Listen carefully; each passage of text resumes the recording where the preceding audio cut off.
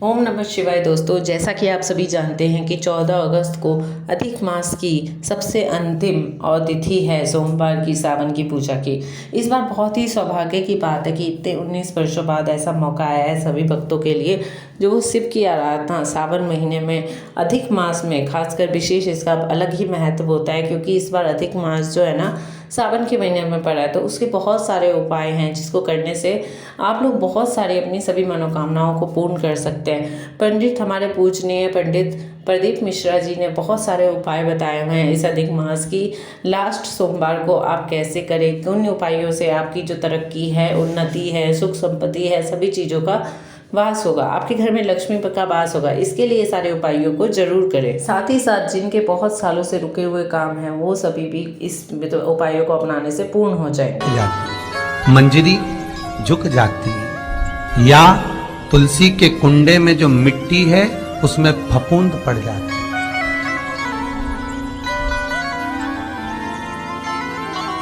कितना सुंदर बात कही है महाराज। तुलसी के क्यारे में, पद्म पुराण, तुलसी के क्यारे में जो हम जल डालते हैं, वो जल हमने जब डाला और वो जल अगर नीचे गिर रहा है उसका भी दोष वर्णन है महाराज। उसका भी दोष हमारे शास्त्रों में वर्णित किया गया। तुलसी के क्यारे में अगर जल डाल रहे हैं और वो जल जमीन पर बह रहा है, गिर रहा है, उसका भी दोष है। तुलसी के क्यारे में उतना ही जल दिया जाए जितनी मट्टी सोख ले।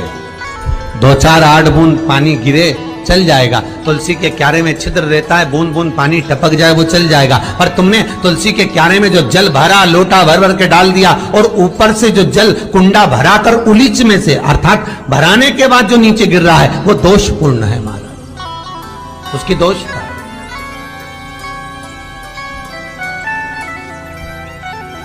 वो दोष दे दिया। तो लक्ष्मी से माता पार्वती जी कह रही हैं कि दूसरा क्रम है घर में वैभव, लक्ष्मी, संपदा, प्रतिष्ठा, यश, आरोग्य को पाने के लिए तुलसी के क्यारे की आराधना, तुलसी के कुंड को नमन करना। तीसरा क्रम कहा, घर में चाहे नल लगा हो, चाहे आरओ का प्लांट लगा हो, पानी का घर में छोटा छोटा आरओ प्लांट लगा लेते हैं। फिर भी घर के अंदर रसोई घर में एक छोटा सा मटका, मटका नहीं तो हंडा, हंडा नहीं तो बाल्टी, बाल्टी नहीं तो कलसा, पानी का भरा हुआ जो नारी रखती है, दूसरे दिन उस पानी को बाहर ढोल कर फिर वापस धोकर भर लेती है। मटका रोज धुलता है, हंडा रोज धुलता है, प्रतिदिन का। जितना जल उस पात्र में रहता है, भरता है, ऐसे ही घर में संपदा भरती। 3 क्रम। चौथा, नारी के मस्तक पर जो चीर होता है, ये पूर्वज इसी चीर से कथा प्रारंभ हुई थी और वहीं पर लक्ष्मी पार्वती के संवाद पर चल रही है महाराज। मस्तक पर जो चीर होता है, मस्तक पर जो वस्त्र होता है, वो वस्त्र पूर्वजों का, पितरों का, कुल देवी देवताओं का आशीर्वाद। ईश्वर महादेव, जो व्यक्ति पथभ्रष्ट होता है, जैसे मदिरा के नशे में पड़ गया, कहीं जुए में पड़ गया, कहीं मांसाहार में पड़ गया, कहीं व्यसन में पड़ गया, कहीं गलत काम में अगर कोई जा रहा है, तो श्रम्भेश्वर महादेव के नाम से काली तिल भगवान शिव को समर्पित करी जाती है महाराज। काली तिल को वापस उठाकर ले आते हैं। उसी काली तिल को जो मदिरा का नशा करने वाला होता है या जो गलत व्यसन में डूबा हुआ होता है, उसको वो सुबह के समय अगर नहीं खाता तो भोजन के साथ उसको जिया जाए। शरम्भेश्वर महादेव। एक बेलपत्री का भी बहुत अच्छा प्रयोग है शरम्भेश्वर महादेव का। मदिरा पीने वालों के लिए, मांसाहार, व्यसन में, जुए में, वेश्यावृत्ति में, पर नारी में, गलत जगह पर जो डूबे रहते हैं उनके लिए पहले की कथा में इसका वर्णन किया है। बेलपत्री शरम्भेश्वर महादेव। एक बार सब बोलेंगे, कौन से महादेव? शरम्भेश्वर महादेव। फिर जम के बोल लो एक बार, शरम्भेश्वर महादेव। जब हमारे घर में क्रोध बढ़ता है या कोई गलत कार्य में जाने लगता है तो शरम्भेश्वर महादेव का हमें शरणागति लेना चाहिए। शरम्भेश्वर महादेव का पूजन करना चालू कर देना चाहिए। कई लोग कहते हैं महाराज जी शरम्भेश्वर महादेव का मंदिर कहाँ मिलेगा, हम कहाँ पूजन करने जाए? कहीं नहीं जाना, तुम्हारे घर के पास में जो शंकर जी का मंदिर है वहीं जाओ, उसी देवालय में, उसी मंदिर में जाओ। शरम्भेश्वर महादेव के नाम से जल चढ़ाना प्रारंभ करेंगे। वो जल जो गलत संगत में पड़ा हुआ है उसका आचमन कराना प्रारंभ करेंगे। अपने आप उसकी धीरे धीरे बुद्धि सुधरना प्रारंभ हो जाएगी। ऐसा शरम्भेश्वर महादेव का। कुछ स्थान हमारे यहाँ पर बड़े सुंदर सुंदर स्थान निश्चित किए गए हैं।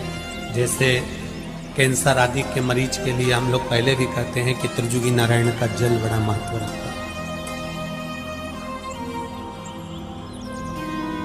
जिसका शरीर या जिसको एक पत्र आया है कि किसी को मिर्गी का झटका आना चालू हो गया था। पत्र ढूंढेंगे तो समय थोड़ा लग जाएगा। जिसने लिखा है उसके स्मरण में होगा। जिसने भी लिखा होगा कि बीमारी के चलते चलते फिर मिर्गी आना चालू हो गई।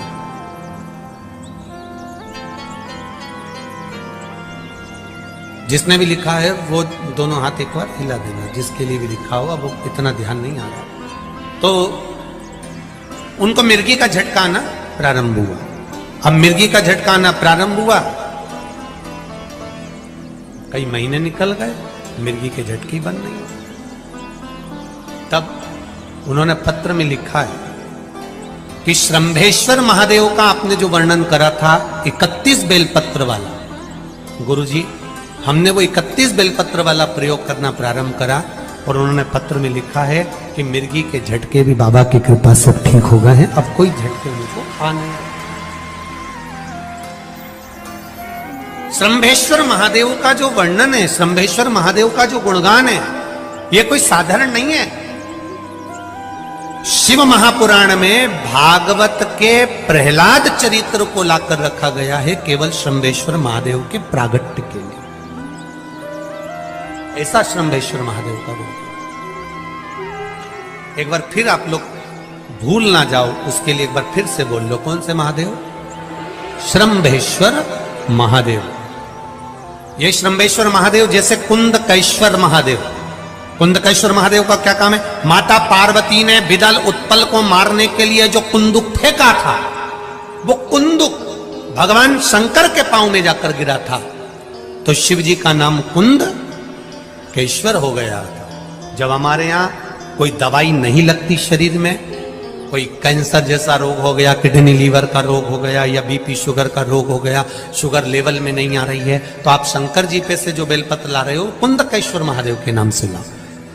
दवाई खाओ, डॉक्टर को दिखाओ, सारी जांचें कराओ, डॉक्टर के अनुसार चलो, डॉक्टर जैसा बताए वैसा करो, पर उस दवाई को भी शिव जी से कहकर कि बाबा कुंदकेश्वर महादेव का नाम लेकर उस दवाई को भी हम कुंदकेश्वर महादेव का प्रसाद समझकर पाना प्रारंभ करो। धीरे धीरे आराम लगना प्रारंभ होगा। कुंदकेश्वर महादेव रोग मुक्ति के लिए होते हैं और शरम्भेश्वर महादेव, बोलो बोलो जरा जन के, व्यसन की समाप्ति के लिए होते हैं। शंकर, दुर्गा जी, सूर्य नारायण भगवान, भगवान नारायण और गणेश जी।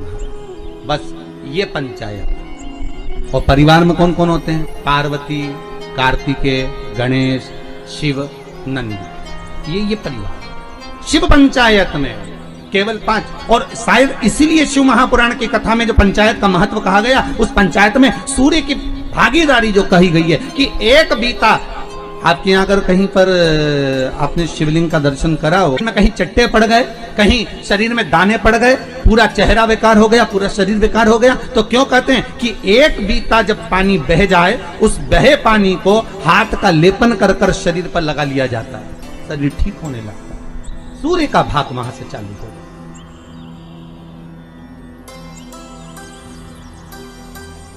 शिव पंचायत का बड़ा महत्व है महाराज जी। अगर आप लोगों ने लिंग पुराण पढ़ी होगी या शिव महापुराण पढ़ी होगी तो उसका बड़ा महत्व है महाराज। कहते हैं में मक्खन का लेपन कर दो। काय का लेपन करना है? माखन का लेपन कर दो। और पांचों देवताओं के सामने चौमुखी 5 दिए लगे, 4 बत्ती के घी के, गाय के घी के, एक एक देवता के सामने एक एक दिया लगाओ पंचायत का। और काम ना कर कर वापिस लौट कर आ जाइए। वो केस विजयता अगर देगा तो आपके पक्ष में ही देगा, हार नहीं सकता। गन्ने का रस जानते हो? ईख का रस, गन्ने का रस तुलसी जी के क्यारे में हाथ में लेकर 7 बार अपना नाम और गोत्र बोलकर छोड़ दो, जिंदगी में 3 साल में तो करोड़पति बनकर बैठ जाओगे, कभी लक्ष्मी की कमी नहीं आ सकती। तो ध्यान देना, इसको अपनी जिंदगी में लिख कर रखना।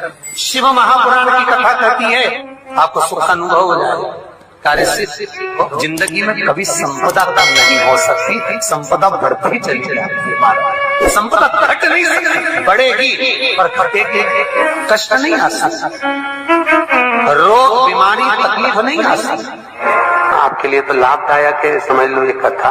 शास्त्र कहता है कि जिसके घर में संपदा की कमी हो, पैसा आ ही नहीं रहा हो, सब दूर उलझ गया हो, बहुत टेंशन चल रहा हो, पंचमी तिथि के दिन गन्ने का रस जानते हो? ईख का रस, गन्ने का रस तुलसी जी के क्यारे में हाथ में लेकर 7 बार अपना नाम और गोत्र बोलकर छोड़ दो, जिंदगी में 3 साल में तो करोड़पति बनकर बैठ जाओगे, कभी लक्ष्मी की कमी नहीं आ सकती। तैयारी में बैठे रहोगे कि फिर पंचमी तिथि आए, फिर मैं गन्ने का रस दूं। अगर रजोधर्म की अगर कोई बीमारी है, उससे जुड़ी हुई कोई बीमारी है, कहीं गांठ पड़ गई है, तो उसके लिए भी शिव महापुराण की कथा कहती है कि जो भी रुद्राक्ष आपके पास में हो, सिद्ध करा हुआ, उस रुद्राक्ष का जो मंत्र 1 मुखी से 14 मुखी तक, रुद्राक्ष आपको देखना पड़ेगा कि आपके हाथ में कौन सा रुद्राक्ष आया, 1 मुखी है, 14 मुखी है, 4 मुखी, 6 मुखी, 5 मुखी, जो भी रुद्राक्ष आपके हाथ में आया, उसका मंत्र पढ़कर उसको पानी में गला दीजिए तांबे के कलश में। सुबेरे सुबेरे उसका पानी पीना, उस मंत्र को पढ़कर चालू कर दो। शरीर में जो गांठ होगी वो धीरे धीरे गलना प्रारंभ हो जाएगी, गांठ गलना प्रारंभ हो जाएगी। और उसका सुख, उसका आनंद, शरीर का एक सुख अपने आप आनंद करा, आपको हृदय में प्रसन्नता, हृदय चित्त में आनंद की अनुभूति होने लगी, आनंद का भाव प्रकट हो जाए। महाराज पहले भी कहा, फिर कहते हैं, सबसे कठोर लोहा, लोहे से कठोर अग्नि, क्योंकि अग्नि लोहे को गला देती है, और अग्नि से कठोर होता है पानी, जो अग्नि को बुझा देता है, और पानी से कठोर होता है मनुष्य, जो लोटे में भर के डकार जाता है, और मनुष्य से ज्यादा कठोर होती है बीमारी, जो मनुष्य को ही निगल जाती है, और बीमारी से भी ज्यादा कठोर होता है मेरा कालों का काल महाकाल, जो बीमारी को ही निगल जाता है।